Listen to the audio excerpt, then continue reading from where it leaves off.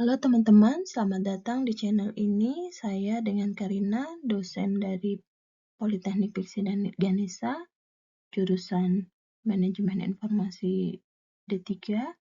Pada video kali ini kita akan membahas topik penting yaitu tentang pengantar sistem informasi. Untuk materi pertama yang akan saya jelaskan adalah konsep dasar teknologi dan sistem informasi. Di era digital seperti sekarang ini, teknologi sudah menjadi bagian dari kehidupan sehari-hari. Hampir semua aktivitas kita, mulai dari komunikasi, belajar, bekerja, hingga hiburan, tidak lepas dari pemanfaatan teknologi. Namun, sebelum lebih jauh kita memahami apa sebenarnya yang dimaksud dengan teknologi, secara sederhana, teknologi adalah penerapan ilmu pengetahuan untuk membantu manusia dalam memecahkan masalah dan meningkatkan efektivitas kerja. Teknologi tidak hanya sebatas perangkat keras seperti komputer atau smartphone, tetapi juga perangkat lunak, jaringan, hingga metode yang digunakan untuk mengolah data. Nah, berbicara tentang pengolahan data, disinilah sistem informasi berperan penting. Sistem informasi adalah kombinasi dari teknologi, orang, dan proses yang bekerja sama untuk mengumpulkan, mengolah, menyimpan, dan mendistribusikan informasi. Informasi ini nantinya digunakan untuk mendukung pengambilan keputusan, koordinasi, serta pengendalian dalam sebuah organisasi. Dengan adanya sistem informasi, organisasi dapat bekerja lebih efisien, mengurangi kesalahan, dan tentu saja meningkatkan produktivitas.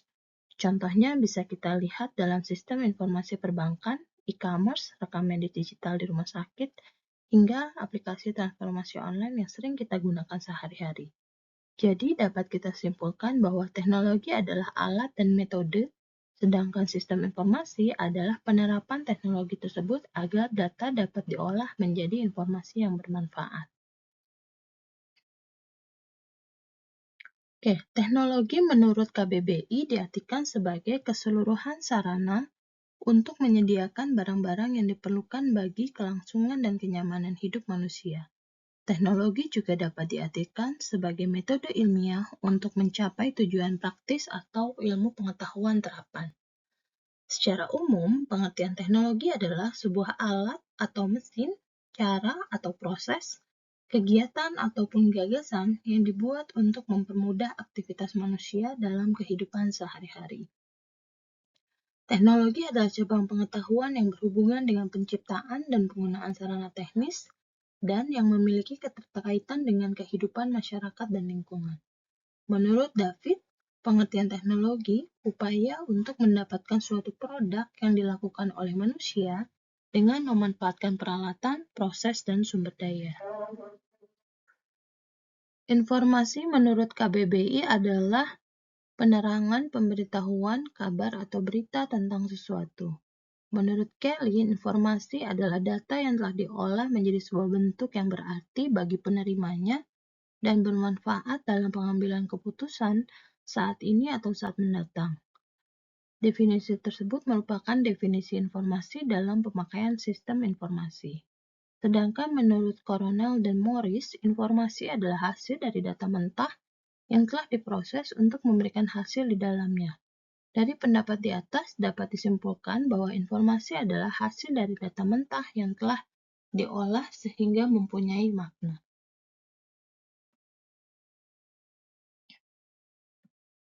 Komunikasi, artinya ada pesan yang tersampaikan pada pemberi pesan dan penerima pesan. Menurut KBBI, komunikasi diartikan sebagai pengiriman dan penerimaan pesan atau berita antara dua orang atau lebih sehingga pesan yang dimaksud dapat dipahami. Menurut Cherry dalam buku Have It Changa, istilah komunikasi berpangkal pada perkataan Latin komunis yang artinya membuat kebersamaan atau membangun kebersamaan antara dua orang atau lebih. Komunikasi juga berasal dari akar kata alam bahasa Latin yaitu communico yang artinya berbagi. Sedangkan menurut Sakram, penyampaian pengertian komunikasi dibagi menjadi 3. Yang pertama adanya sebuah penyandi atau encode, yaitu komunikator yang mempunyai informasi atau pesan yang disajikan dalam bentuk kode atau sandi, seperti tulisan, bahasa lisan, verbal simbol, dan visual simbol. Kemudian ada sinyal atau sign, yaitu berupa pesan, berita, atau pernyataan tertentu yang ditujukan untuk diterima seseorang. Pesan ini dapat dilukiskan dalam bentuk gerakan tangan, mimik wajah, kata-kata lisan, tulisan, gambar, foto, diagram, tabel, dan bentuk lainnya. Lalu yang ketiga adanya decoder, yaitu komunikan yang menerima pesan atau penerima sandi atau lambang yang harus dipahami atau dimengerti makna dari pesan yang disampaikan. Artinya komunikasi di sini baik si pemberi pesan ataupun penerima pesan sama-sama dapat memahami pesan yang dikirimkan dan diterima. Kemudian teknologi informasi adalah pengembangan teknologi dan aplikasi dari komputer dan teknologi berbasis komunikasi untuk memproses penyajian pengolah data dan informasi termasuk di dalamnya pengembangan hardware dan software yang berhubungan dengan komputer. Menurut ICA 99. Kemudian menurut Hack dan Ken, teknologi informasi adalah seperangkat alat yang membantu bekerja dengan informasi dan melakukan tugas-tugas yang berhubungan dengan pemrosesan informasi. Teknologi informasi tidak hanya terbatas pada teknologi komputer, yaitu perangkat keras ataupun perangkat lunak, yang digunakan untuk memproses dan menyimpan informasi, melainkan juga mencakup teknologi komunikasi untuk mengirim informasi, menurut Martin. Teknologi komunikasi menurut Roger yaitu peralatan perangkat keras atau hardware dalam sebuah struktur organisasi yang mengandung nilai-nilai sosial yang memungkinkan setiap individu mengumpulkan atau memproses dan saling tukar-menukar informasi dengan individu-individu lain. Jadi pada proses terjadinya teknologi komunikasi, ada dua perangkat yang dilibatkan, yaitu perangkat hardware dan software. Teknologi informasi, ada 3 hal yang harus diperhatikan dari informasi. Yang pertama yaitu informasi merupakan hasil pengolahan data, yang kedua memberikan makna, yang ketiga berguna atau bermanfaat. Kemudian ciri-ciri informasi yang berkualitas menurut Layout ada 4. Yang pertama akurat, artinya informasi tersebut mencerminkan keadaan yang sebenarnya. Yang kedua tepat waktu, informasi harus tersedia atau ada saat diperlukan. Yang ketiga relevan, artinya informasi yang diberikan harus sesuai dengan yang dibutuhkan. Yang keempat lengkap, artinya informasi harus diberikan secara utuh untuk tidak setengah-setengah. Kemudian jenis-jenis informasi. Yang pertama adalah absolute informasi, yaitu jenis informasi yang disajikan dalam suatu jaminan dan tidak membutuhkan penjelasan lebih lanjut. Yang kedua, substitutional information, yaitu jenis informasi yang merujuk kepada kasus di mana konsep informasi digunakan untuk sejumlah informasi. Philosophic informasi, yaitu jenis informasi yang berkaitan dengan konsep-konsep yang berhubungan dengan atau yang menghubungkan informasi pada pengetahuan dan kebijakan. Subjective information, yaitu jenis informasi yang berkaitan dengan perasaan dan emosi manusia. Yang kelima, objective information, jenis-jenis informasi yang merujuk pada karakter logis informasi tersebut. Yang keenam, cultural information, informasi yang memberi tekanan pada dimensi kultural. Kemudian teknologi komunikasi. Yang pertama ada tahap inisiasi, yaitu usaha untuk mengumpulkan informasi tentang teknologi komunikasi, memahami dengan seksama dan merencanakannya untuk mengadopsi. Di sini ada 2 tingkatan, yaitu tingkatan agenda setting, yaitu munculnya ide untuk mengadopsi teknologi komunikasi demi menyelesaikan permasalahan informasi yang muncul. Yang kedua, tingkatan matching, yaitu kecocokan teknologi komunikasi yang diperlukan dan kemampuan untuk mengadopsinya. Apabila nilai kedua tingkat inisiasi ini positif, timbullah keinginan untuk mengadopsi teknologi komunikasi yang diinginkan. Kemudian yang kedua adalah tahapan implementasi. Seluruh kegiatan yang dilakukan untuk menggunakan teknologi komunikasi yang diinginkan. Yang di sini ada 3 tingkatan. Yang pertama tingkatan redefining, mengatur, menyusun, dan memodifikasi struktur organisasi bagi sebuah lembaga atau mental secara kebiasaan bagi individu untuk keperluan teknologi komunikasi yang diinginkan. Yang kedua, tingkat clarifying, meyakinkan pada semua anggota atau diri sendiri tentang sejarah teknologi komunikasi, sehingga tidak lagi menjadi suatu yang asing. Yang ketiga, tingkatan routinizing. Teknologi komunikasi sudah dapat diketahui secara jelas dan menjadi bagian dari infrastruktur sebuah organisasi atau sebagai pelengkap bagi kehidupan individu. Unsur-unsur teknologi komunikasi. Informasi dapat berupa tulisan, suara musik, gambar, dan data yang memiliki spektrum frekuensi dan bentuk-bentuk yang berbeda. Alat yang dipergunakan untuk meneruskan informasi dengan media transmisi dan sistem modulasi. Dengan cara yang sesuai, bentuk akhir atau informasi yang diterima harus serupa mungkin dengan bentuk awal, informasi yang dikirimkan, dan dalam batas-batas distorsi yang dapat ditolerir. Dalam jumlah maupun kecepatan yang semakin meningkat melalui jarak yang semakin jauh dengan biaya yang seekonomis mungkin. Di sini kita mungkin bisa melihat pada perkembangan teknologi telekomunikasi, di mana dulu kita ada era hanya menggunakan telepon, fix telepon gitu ya, kemudian sekarang menjadi mobile, seperti itu. Dengan teknologinya pun berkembang yang tadinya 2G, generasi 2, meningkat ke 3G, ke 4G, dan sekarang menuju 5G. Sistem informasi. Sistem informasi adalah suatu sistem yang terdiri dari orang atau proses teknologi informasi dan data yang saling terkait dan saling berinteraksi untuk mengumpulkan, mengolah, menyimpan, mengambil, dan mendistribusikan informasi yang diperlukan oleh organisasi atau individu. Sistem informasi melibatkan teknologi, orang, dan organisasi. Tujuan sistem informasi meningkatkan efisiensi dan produktivitas, meningkatkan pengambilan keputusan, meningkatkan komunikasi dan kolaborasi, meningkatkan keamanan informasi, meningkatkan kepuasan pelanggan. Yang keenam, meningkatkan inovasi. Oke, ada 5 kerangka kerja sistem informasi. Yang pertama adalah konsep-konsep dasar. Di sini ada konsep dasar keperilakuan, teknis, bisnis, dan manajerial termasuk mengenai berbagai komponen dan peran sistem informasi. Contohnya meliputi konsep sistem informasi dasar yang berasal dari teori sistem umum atau konsep keunggulan kompetitif yang digunakan untuk mengembangkan aplikasi bisnis teknologi informasi dalam keunggulan kompetitif. Yang kedua, teknologi informasi.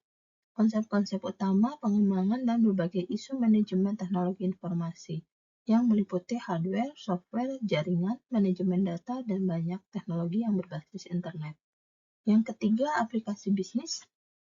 Penggunaan utama dari sistem informasi untuk operasi, manajemen, dan keunggulan kompetitif bisnis. Yang keempat, proses pengembangan, bagaimana para praktisi bisnis dan pakar informasi merencanakan, mengembangkan, dan mengimplementasikan sistem informasi untuk memenuhi peluang bisnis. Yang kelima adalah tantangan manajemen. Tantangan untuk secara efektif dan etis mengelola teknologi informasi pada tingkat pemakaian akhir, perusahaan, dan global dalam bisnis.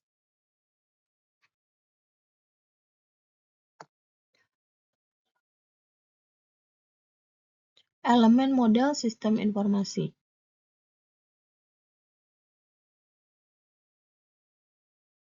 Orang, perangkat keras, perangkat lunak, data, dan jaringan adalah 5 sumber daya dasar sistem informasi.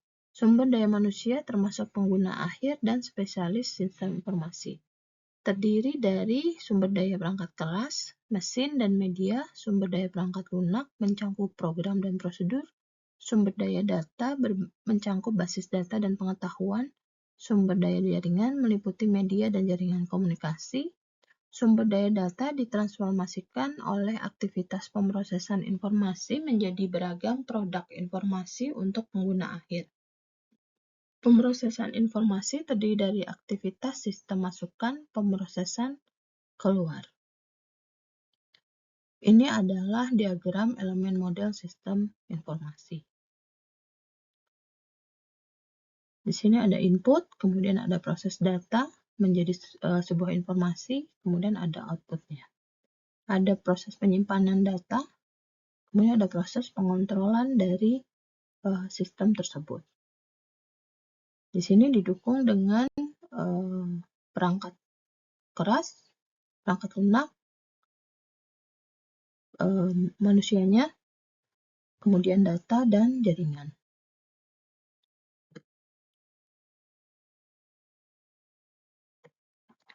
Oke, terkait dengan perkembangan teknologi, di sini kita mencoba menerangkan sejarah teknologi informasi komunikasi sejak dari revolusi industri 1, gitu ya, ditandai pada revolusi industri 1.0,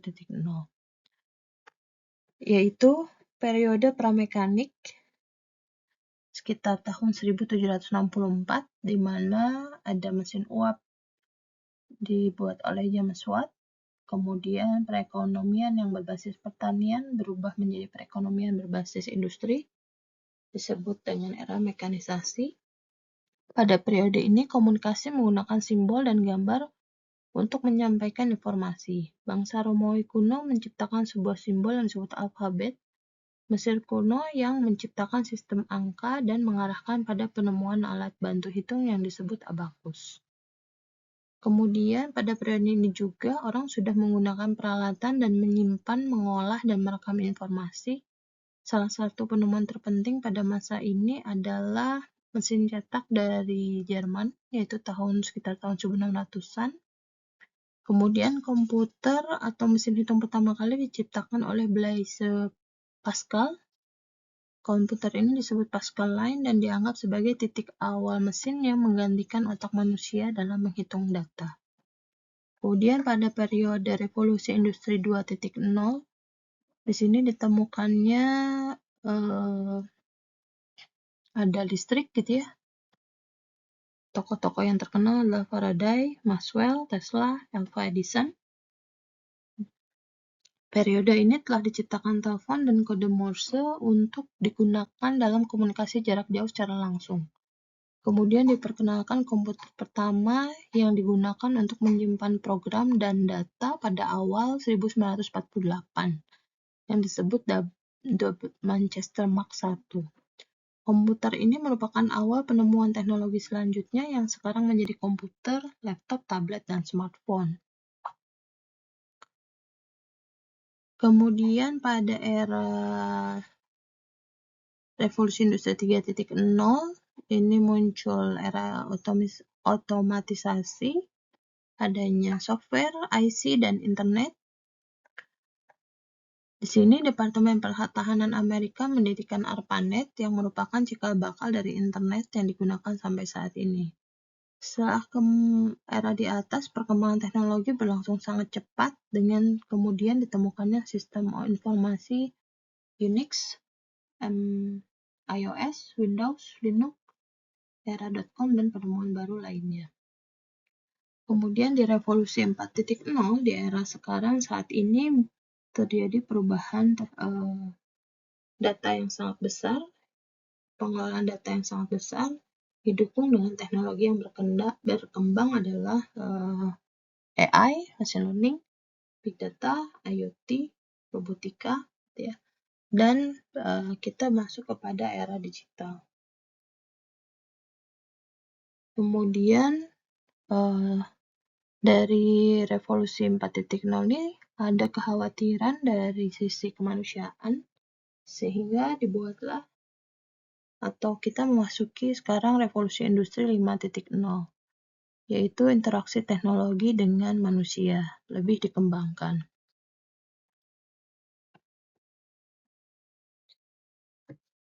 Dampak TIK, jika kita memanfaatkannya secara positif, dia akan meningkatkan kemudahan komunikasi, kemudian menghemat biaya, mendorong pemikiran strategis dan kritis, menghapus batasan budaya dan jarak. Negatifnya adalah yang terasa saat ini mungkin berkurangnya aktivitas fisik, karena semuanya menjadi serba lebih otomatis, penyebaran informasi yang salah dan tidak memiliki filter informasi yang diterima, Di sini banyaknya berita hoax yang begitu mudah kita terima begitu saja, gitu ya. Kemudian pelanggaran hak cipta, yang keempat adalah cybercrime. Oke, di sini saya memiliki sebuah tabel, silahkan kalian pikirkan pada tabel ini mana yang disebut dengan data dan mana yang disebut informasi. Sekian dari saya, terima kasih. Silahkan tinggalkan di komentar untuk diskusi ataupun yang lainnya. Sampai berjumpa lagi.